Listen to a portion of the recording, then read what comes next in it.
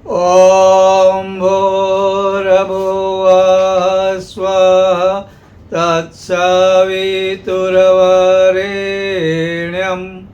भर्गो देवस्य धीमहि धियो यो नः प्रचोदयात्। ॐ गुरुर्ब्रह्मा गुरुर्विष्णुः गुरुर्देवो महेश्वरः गुरुर्साक्षात् परब्रह्म तस्मै श्री गुरवे नमः।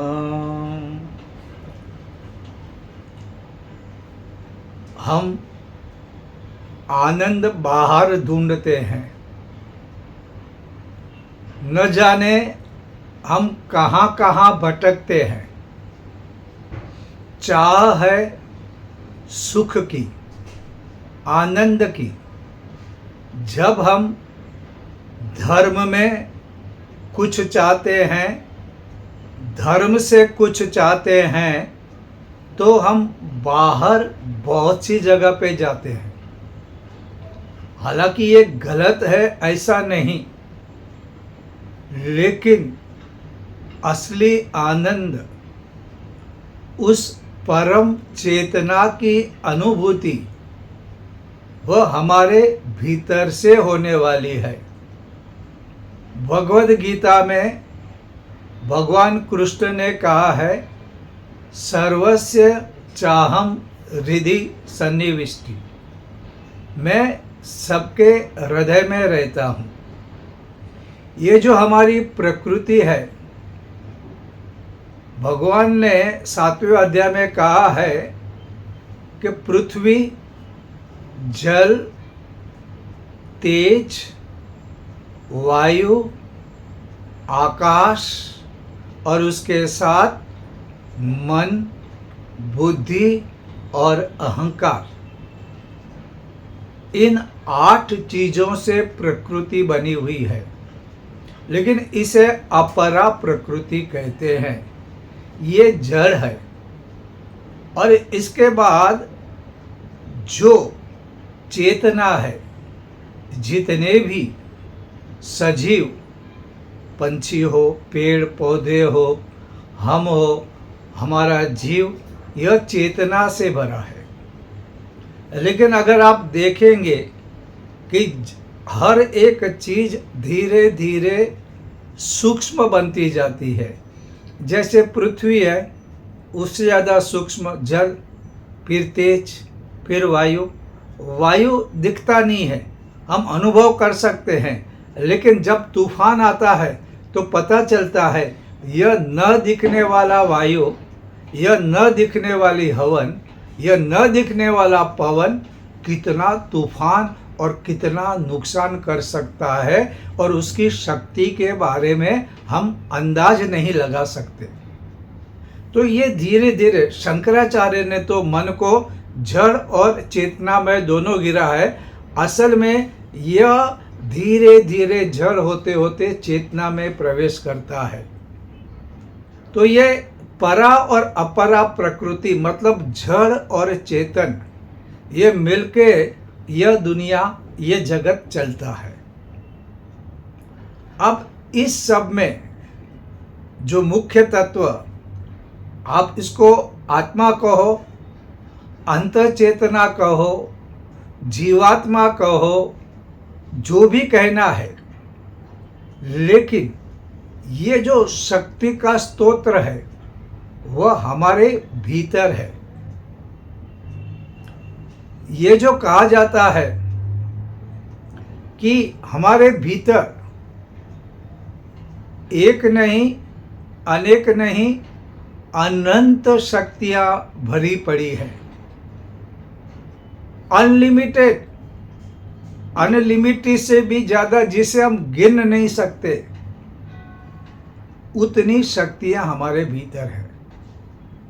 उसे कोई परम चेतना, परमात्मा, पुरुषोत्तम, ये जो बातें गीता में आती है, ये जो हमारा जीवात्मा, फिर परमात्मा,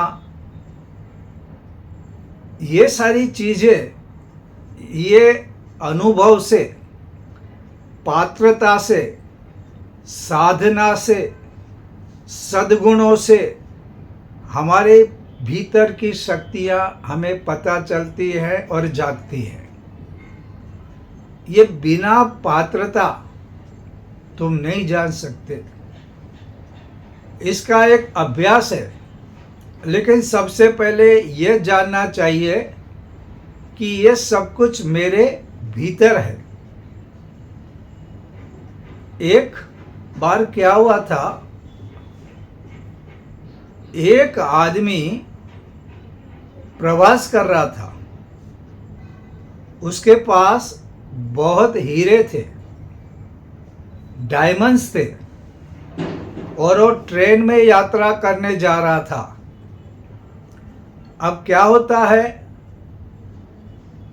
जो चोर होते हैं वे सब चीज़ें जानते हैं, क्योंकि उनका काम वही है, चौबीसों घंटा वे वही सोचते हैं।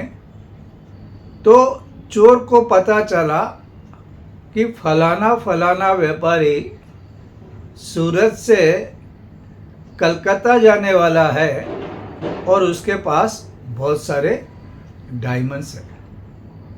चोर का काम रहता है चोरी करना,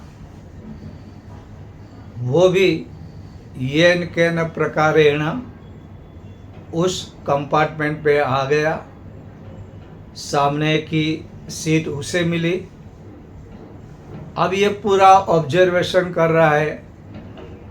पहली बात उसे यह पता लगाना था कि ये जो हीरे वगैरह हैं, डायमंड्स हैं, ये उसने कहाँ रखे हैं। अगर बैग में है तो बैग की चोरी कर सकते हैं, अगर जेब में है तो जेब काट सकता है, अगर और किसी जगह पे रखा है पता चले तो उसको उठाकर 9 2 11 हो जाना है।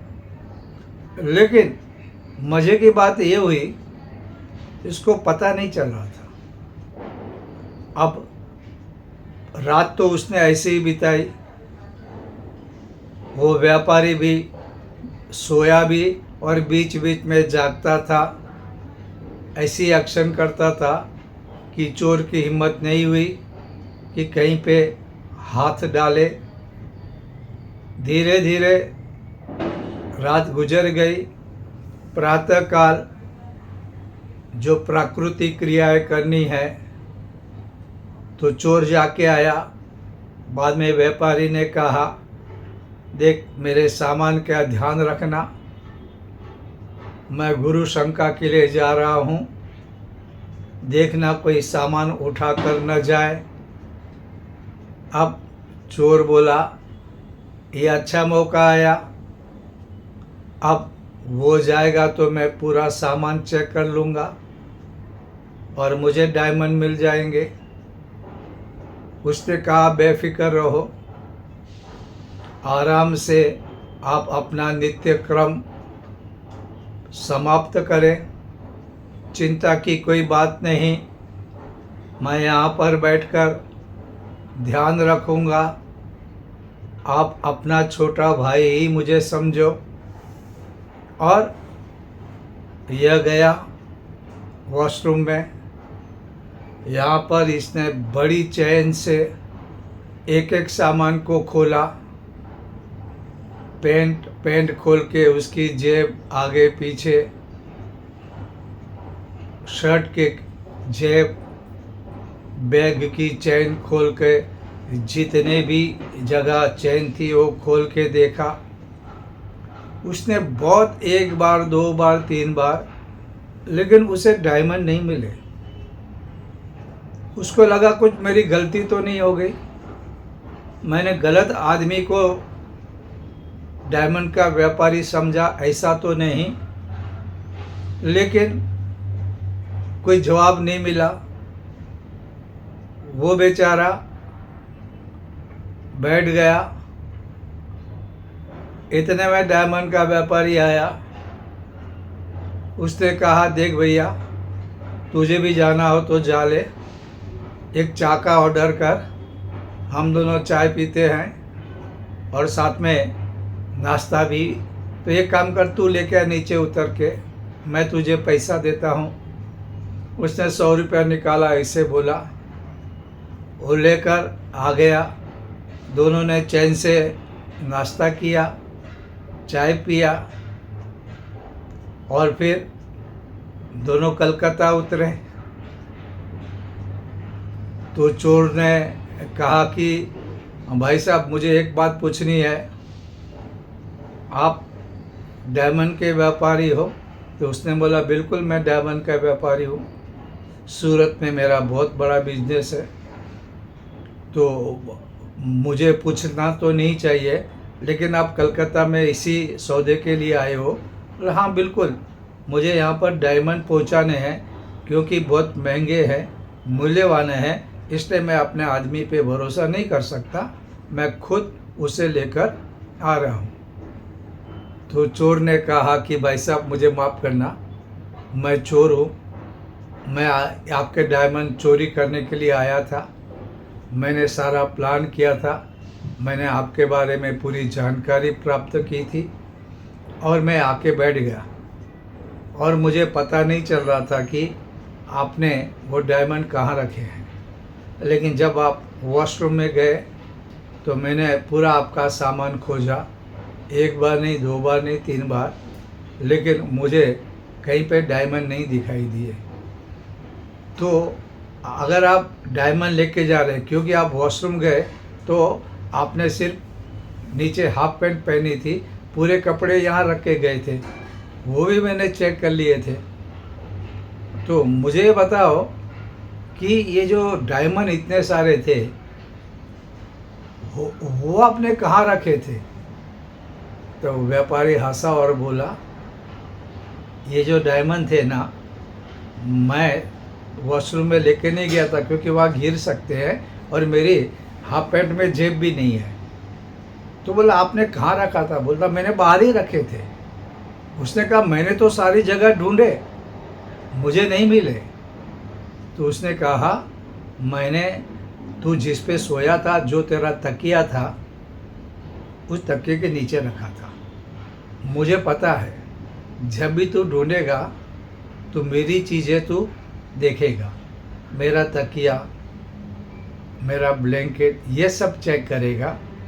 और मैंने क्या किया, वो तेरे बेड में तकिए के नीचे मैंने उसको तेरे कुशन में नीचे रख दिया, क्योंकि तू वो नहीं ढूंढेगा, तू यही ढूंढेगा। इसलिए मैं बड़ी चैन से वॉशरूम गया, अपनी प्राकृतिक क्रियाएं की और मैं बाहर आया, तुझे चाय लेने के लिए नीचे भेजा, तब तेरे तकिए के अंदर से, तेरे बेड से वो डायमंड वापस मैंने लेके मेरी जेब में रख दिए। वो चोर सर पीटने लगा, बोलता, मैं इतना मेहनत किया, काश मैं अपनी चीज़ें चेक करता तो मुझे मिल जाती। अक्सर ऐसा होता है, हम कोई सुख प्राप्त करना चाहते हैं, हम अध्यात्म में कोई सफलता प्राप्त करना चाहते हैं, तो हमारी दौड़ बाहर रहती है। हम बाहर के साधनों से, बाहर की जगहों से, बाहर के क्रियाकलापों से प्रयत्न करते हैं कि हमें कुछ मिले, लेकिन हम अधिकतर असफल होते हैं, क्योंकि जो चीज़ जहाँ है वहाँ पे हम नहीं ढूंढते। ये हमारी चेतना, ये हमारा सुख, ये हमारी शक्तियाँ कहाँ पे है? हमारे भीतर है। इसलिए शांति कुंज में जो भटका हुआ देवता, वहाँ पे जो आईना है, वहीं पे तुमको देख के खबर, जो कुछ भी है, यह मैं हूँ, ये मेरे अंदर है, ये अनुभूति होनी चाहिए। जिस दिन ये पता चले तो हम ये कर सकते हैं। भगवान को प्राप्त करना है, भगवान को भी आप देखोगे, जितने भी बड़े साधक हुए हैं, चाहे वो मीरा हो, एकनाथ हो, नारद हो, ध्रुव हो, प्रहलाद हो, इन्होंने पहले तप करके अपना अंदर की आत्मा का विकास किया। उन्होंने ये अनुभव किया, फिर जो अंदर था वो बाहर दिखा, क्योंकि बाहर वही दिखेगा जो तुम्हारे अंदर है। बाहर है वो तुमको तुम्हारे अंदर नहीं आता है। तो जो कुछ भी शक्ति है, जो भी चेतना है, वो हमारे भीतर है। जितनी सारी शक्तियाँ हैं वो हमारे भीतर है। इसको जगाना पड़ता है। वो जाग जाते हैं तो फिर कबीर को बाहर जाने की ज़रूरत नहीं पड़ी, उसे यहाँ वहाँ भटकना नहीं पड़ा। उसी तरह मीराबाई भी जो अपनी मस्ती में आ गई, नरसिंह मेहता, ये सब, और भगवान ऐसा कहते हैं, भगवान जब इन लोगों को दर्शन के देखने के लिए आते थे, तो हमारे इधर हम ऐसा करते हैं, भगवान के दर्शन के लिए जाते हैं, लेकिन ऐसे भक्तों के दर्शन करने के लिए भगवान खुद आते हैं। अगर हम भागवत वगैरह पढ़ते हैं, जहाँ पे भक्ति यह विशेष रूप से दिखाई गई है, तो वहाँ पे भगवान ऐसे भक्तों के दर्शन के लिए आते हैं। द्रौपदी को जरूरत पड़ी, उनके 5 महाबलवान पति जब कुछ नहीं कर पाए, जब नीति पे चलने वाले भीष्म पितामह कुछ नहीं कर सके, तब उसने कृष्ण को याद किया और कृष्ण आ गए। गज के बारे में पता है, जब उसने भगवान को पुकारा, भगवान आके मगर से छुड़ाया। उसी तरह भक्तों के, चाहे वो नरसिंह मेहता की कहानी पढ़े, चाहे मीराबाई की कहानी पढ़े, तुकाराम की बातें सुने, जब सुदामा की बात सुनो, ये जब भी कभी ऐसे लोगों को ज़रूरत पड़ी तो भगवान ने उन्हें मदद की, और अधिकतर जगह पे तो भगवान दौड़ के आए। हम लोगों को जाना पड़ता है कहीं और हम उनके दर्शन करने जाते हैं, लेकिन ऐसे जो भक्त हैं उनके दर्शन करने भगवान आते हैं। और ये वचन भी भगवान ने कहा है, न में भक्त प्रणश्यन्ते। गुरुदेव ने भी कहा है कि आप मेरा करो, मैं तुम्हारा काम करूँगा। और ये सारी बातें अगर हम नहीं मानते, हम कहते ये तो कहने की बातें हैं, अगर ऐसा मान के चलेंगे तो हमारे लिए शायद काम न करे। लेकिन बहुत से लोगों का अनुभव है, जिन्होंने भगवान पे भरोसा रखा, भगवान ने उसे हमेशा मदद की है। परम पूज्य गुरुदेव के ऊपर जिन्होंने भरोसा रखा, उनके कही हुई बात को जीवन में उतारा, वैसा जीवन जिया, उनका जीवन बदल गया है। आप कहीं पे भी देखो, कोई कहे या ना कहे, चमत्कार की बात करने के लिए परम पूज्य गुरुदेव ने मना किया है। लेकिन अगर आप देखेंगे ऐसे लोग जो इसी नीति नियम पे चल के चले हैं और जीवन बिताया है, उनका जीवन बदल गया है। प्रॉब्लम कैसा होता है, हमको इस बात पे भरोसा नहीं होता है। हमारे भीतर की शक्ति हमको पता नहीं चलती।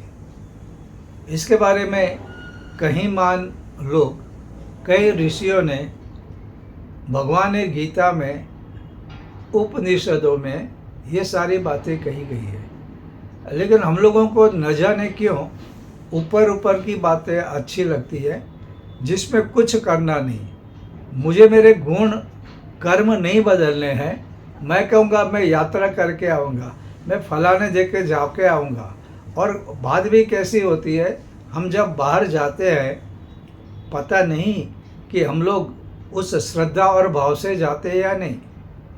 कोई डाकोर जाएगा तो वहाँ पे अगर आप पूछोगे तो वहाँ पे भगवान कृष्ण, उनकी मूर्ति और वहाँ का वातावरण, इसके बारे में कोई बात नहीं कहेगा। आप कहेंगे अरे भाई जाके आए डाकोर? हाँ बोला भाई साहब जाके आए। वहाँ के जो गोटे हैं, गोटे यानी एक प्रकार के गोल भजी होते हैं, वो वहाँ के प्रख्यात हैं, वो खाया, बहुत मज़ा आया। आप कभी भी जाओ ना, आप फलानी फलानी होटल में खाना। अरे भाई, तुम किस लिए गए थे? लेकिन खान आ जाती है। मथुरा गए, अरे मथुरा में वहाँ पे ये खाना, काशी में गए तो वहाँ की चाट खाना, मथुरा में ये लस्सी पीना, ऐसे पेड़े खाना, जगन्नाथपुरी में जाओ तो ये खाना। भगवान की अनुभूति, वहाँ की सात्विक वातावरण की असर, वहाँ की चेतना, इसके बारे में हम लोग शायद ही बात करते हैं। और हम लोग बाहर हम वो चीज़ लेते हैं अपने पास जो हमको कुछ देने वाली नहीं। एक कहानी सुनी थी, एक बहुत बड़ा बिजनेसमैन था, उसका बहुत बड़ा घर था, घर में सारी फैसिलिटी थी। एक बार, क्योंकि कभी अच्छे दिन और कभी बुरे दिन, ये कब आते हैं कब जाते हैं पता नहीं चलता। एक दिन उसके घर में आग लग गई। रात का समय था और जैसे ही मालूम पड़ा तो उस व्यापारी ने अपने नौकरों को ऑर्डर दिया, सारी चीज़ें बाहर निकालो। उनके नौकर सब चीज़ें दे रहे।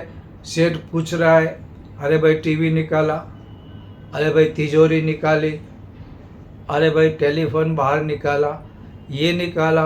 नौकर थे, नौकर जो मालिक कहता है वैसा कर रहे थे। फिर उसने सब चेक किया, बोला सब आ गया। बोलता मालिक सब आ गया। फिर ठीक है, सब चीज़ें आ गई, घर का इंश्योरेंस है, मिल जाएगा, कोई अभी चिंता की बात नहीं, चलो चाय मंगाओ, पकोड़े मंगाओ। वो खा रहे हैं। 1 घंटे में घर पूरा जल के भस्म हो गया। इन लोग बैठे रहे क्योंकि इंश्योरेंस था और सारी कीमती चीज़ें आ गई थी। अचानक सेठ को याद आया, अरे मेरा इकलौता बेटा वो तो घर में था, वो कहाँ गया? पूछा, आप लोगों ने मेरे बेटे को बाहर लाया? बोलता नहीं मालिक, आपने जो जो कहा वो हम लाए। और सेठ रोने लगा क्योंकि उसका एक ही बच्चा था, उसका एक ही वारिसदार था। सब कुछ याद रहा, सबका लिस्ट निकालते गए और अपना इकलौता बच्चा भूल गए और जो जल के खाक हो गया। क्या हो गया? इस बुद्धिमत्ता का क्या अर्थ? ये जो लिस्ट याद बनाना, लिखना, उसका क्या अर्थ? जिसके लिए सब पैसे जमा किया, जिसके लिए सब कुछ था, जो अपना वारिस था, वही याद नहीं आया और वो जल के भस्म हो गया। अक्सर हम लोग जिंदगी में यही गलती करते हैं। जिसके लिए सब कुछ करना है या करते हैं, लेकिन हम जब कुछ भी करते हैं तो उन चीज़ों को भूल जाते हैं और दूसरी चीज़ें करते रहते हैं, उनको इकट्ठे करते हैं, ऐसे कार्य करते हैं जो कार्य न भी किया तो चलता है। ऐसे हम प्रयत्न करते हैं जो जरूरी नहीं, ऐसी चीज़ों के बारे में चिंता करते हैं जिसकी ज़रूरत नहीं। हमें चिंतन करना चाहिए, सोचना चाहिए किसका मूल्य क्या है, ये सोचना चाहिए, लेकिन हम लोग ऐसा नहीं कर पाते। न चाहिए जिसका महत्व नहीं है, जो जीवन में उपयोगी नहीं है, ये सारी। क्योंकि टीवी तो खरीद सकते हैं, एक बार जल गया तो। फ़ोन भी अगर जल गया तो दूसरे मिलेंगे, अच्छी वैरायटी के मिलेंगे, लेकिन बच्चा जो जल गया वो तो वापस नहीं आ सकता, लाखों रुपए देके भी नहीं आ सकता। और सारे रुपये इस सेठ ने इकट्ठे किए थे वो अपने इकलौते पुत्र के लिए, लेकिन ऐन मौके पर वो भौतिक संपत्ति में इतना रम गया कि उसने अपना इकलौता बेटा खोया, अब रो रहा है, सर पीट रहा है, कोई अर्थ नहीं निकलता। जीवन भी हमको मिला है प्रभु प्राप्ति के लिए, आनंद की अनुभूति के लिए, पुण्य कमाने के लिए, लेकिन हम पाप कर्म में ऐसे विचार करते हैं जो विचार हमको दुख देने वाले हैं, हमारा भविष्य खराब करने वाले वो करते हैं। ईर्ष्या द्वेष जैसी चीज़ें आसक्ति में बंधकर करते हैं जो हमको आगे सुख नहीं देने वाला है। और ऐसे सुख जो अभी तो अच्छे लगते हैं, कल वे विष बन के, जहर बन के हमको दुखी करने वाले हैं। ऐसे सुखों में हम हमेशा घिरे हुए रहते हैं। ये जीवन हमको क्यों मिला है, कैसे बिताना है, क्या करना है, ये हमको आखिर तक पता नहीं चलता। और ऐसे टाइम पे जब पता चलता तब बहुत लेट हो जाता, डिले हो जाता। उसके बाद आप कुछ करो या न करो, आपका जीवन पूरा बिगड़ जाता है। मौत आती है, बुढ़ापा आता है, हाथ पैर काम नहीं कर सकते, दिमाग काम नहीं कर रहा, आँखें, हमारा कान, ये हमारे नाक, ये इंद्रियां भी कमज़ोर होती है, ज़बान पूरा बोल नहीं सकती अच्छी तरह और थरथराती है, पूरा खाने का स्वाद नहीं आता, गले में निगलना मुश्किल होता है।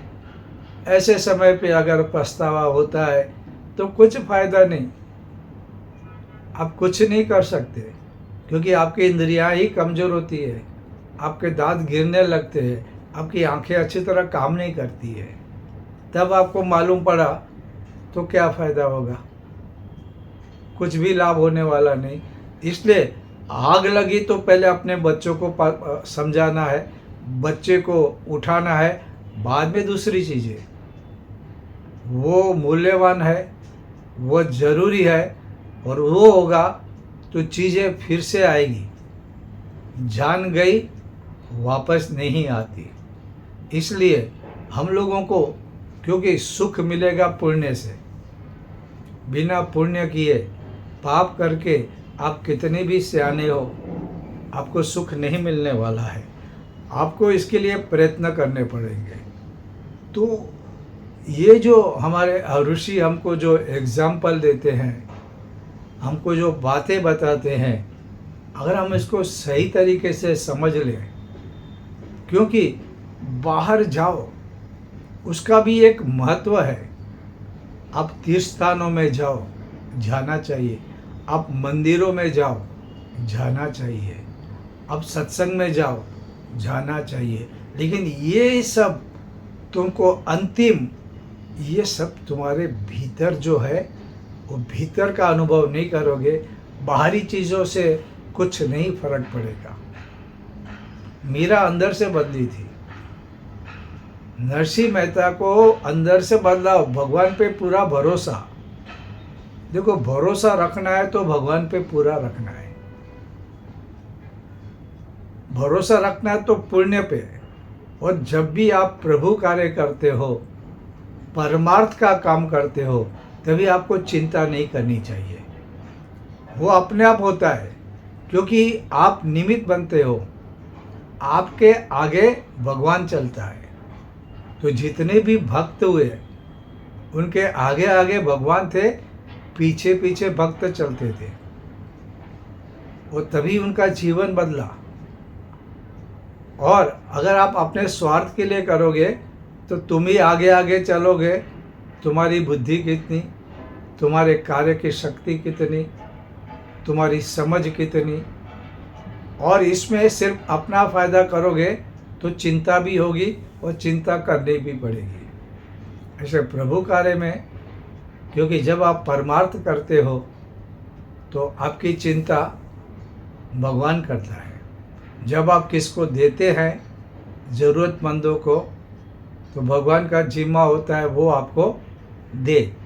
भगवान की आदत कैसी है, वो देते हैं तो बहुत ज़्यादा देते हैं। सुदामा वगैरह की हम बात करते हैं तो हमको ये समझना है कि सुदामा देने के लिए झिझक रहा था कि भाई मेरे भगवान इतने बड़े, मेरा दोस्त इतना बड़ा, उसको मैं क्या दूँ।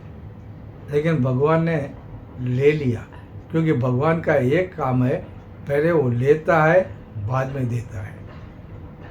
तो जो देता है वो पाता है, जो देगा नहीं तो भगवान अपने जो असली भक्त है उसे ले लेते हैं, क्योंकि उनको मालूम है मेरा नियम एक ही है, वो देगा तो मैं दूंगा, ये इतना देगा भगवान इतना देंगे।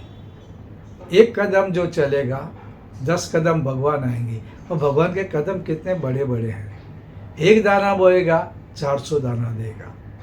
लेकिन देने की प्रकृति, और तो भगवान इस सुदामा की, जब हम लोग कभी द्वारका वगैरह जाते हैं तो वहाँ पे प्रसाद में चावल ये पोहे देते हैं। क्यों? ये सुदामा की और कृष्ण की मुलाकात की यादें होती है। इससे हमारा दिल भर जाता है कि नहीं, हमको कुछ करना है, देना है, भगवान को देना है, जो भी हमारे पास है। चवन है तो चवन ही देनी है, मुट्ठी भर चावल है तो वो देना है। भगवान तुमसे मिठाई नहीं मांग रहा है, महंगे महंगे 2000-3000 किलो वाली मिठाई नहीं मांग रहा है।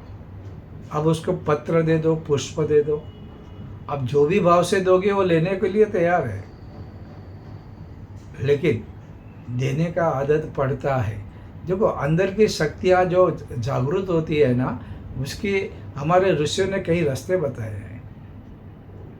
वो रास्तों पे चलते रहोगे, अभ्यास करते रहोगे, तो अंदर की शक्तियाँ जागृत होगी और आप ऐसे महामानव बन जाओगे। आप जीव में से शिव बनने लगोगे, नर में से नारायण बनने लगोगे। लेकिन ये मेरे भीतर है, और इसको हमारे ऋषियों ने हमको रास्ता बताया है, हमारे गुरुदेव ने मार्ग बताया है। हमारी पात्रता डेवलप नहीं होती है तो बाकी सारी चीज़ों का कोई अर्थ नहीं होता है। मैं जो कहता हूँ वो महत्व का नहीं है, मैं जो करता हूँ मेरे अंदर के भाव। एक बार चिन्मय भैया का इंटरव्यू हो रहा था, तो एक भाई ने पूछा कि ये कर्म जो है, कर्म का फल किस पे आधारित है। तो उन्होंने कहा, हमारे भीतर के भाव। हमारी भाव कैसे है, हमारी अंदर की भावना कैसी है कि हम जो कार्य करें। कार्य तो एक जैसे हो सकते हैं, लेकिन उसका फल अलग अलग मिलेगा। अगर भावना सही है तो सही फल मिलेगा, अगर भावना खोटी है तो हमको हमारा कर्म फल भी ठीक नहीं मिलेगा। ये सारी चीज़ें हम लोगों को अच्छी तरह समझनी चाहिए। जो हमारे ऋषियों ने, गुरुदेव ने बताया है, वो हम लोग जीवन में उतारेंगे तो हमारा जीवन, और हमारा ही नहीं, हमारे परिवार वालों का, हमारे समाज का, और हम तो परम पूज्य गुरुदेव के शिष्य हैं, हमारे लिए कोई बात छोटी सी नहीं है। हम तो वसुधैव कुटुंबकम की बात करते हैं। ये वसुधा हमारे लिए एक परिवार है, हमारे लिए सभी अपने हैं। और अपनों को अगर सुख देना है, इस संसार को परमात्मा का बगीचा समझकर यहाँ पे फूल खिलाने हैं, यहाँ पे खुशबू बांटनी है, तो हमको भी हमारा प्रारंभ हमसे खुद से ही करना पड़ेगा। आज के लिए